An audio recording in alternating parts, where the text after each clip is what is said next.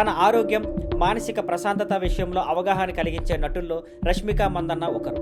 ఎంత ట్రోలింగ్ వచ్చినా తను మనసును కోల్పోకుండా చిరునవ్వుతో ముందుకు సాగుతుంది. ఆమె సోషల్ మీడియా పోస్టులు, రాసే క్యాప్షన్లు అన్నీ కూడా పాజిటివిటీని ప్రతిబింబిస్తుంటాయి. ఒక ఇంటర్వ్యూలో రష్మిక మాట్లాడుతూ, నేను చాలా భావోద్వేగాలతో కూడిన వ్యక్తిని, నిజంగా స్పందించే అమ్మాయిని. కానీ ఈ రోజుల్లో దయ చూపడం అంటే చాలా మంది అది నకిలీ అని లేదా బలహీనతగా చూస్తున్నారు. ఆమె ఇది అన్ని కెమెరాల కోసం చేస్తుంది అంటారు అని చెప్పింది. నాకు చాలా సార్లు పేడ్ ట్రోలింగ్, నెగిటివ్ పిఆర్ ఎదురయ్యాయి. కానీ నిజంగా చెప్పాలంటే మీరు దయగా ఉండలేకపోతే కనీసం మౌనంగా ఉండండి. ఈ ప్రపంచం అంతా పెద్దదే, అందరికీ ఎదగడానికి తగిన స్థలం ఉంది. ఎవరికైనా ఎదగాలంటే వేరొకరిని తొక్కాల్సిందేనని, గుసగుసలాడాల్సిందేనని అనుకోవడం బాధాకరం. నాకు అర్థం కావడం లేదు, మనుషులు ఎందుకు అంత దురుసుగా ఉంటారో అని ఎమోషనల్ అయ్యింది. ప్రొఫెషనల్ ఫ్రంట్ లో రష్మిక చివరిసారిగా కుబేరా సినిమాలో కనిపించింది. త్వరలోనే ది గర్ల్ ఫ్రెండ్ మరియు ధామా అనే సినిమాలో నటించనుంది.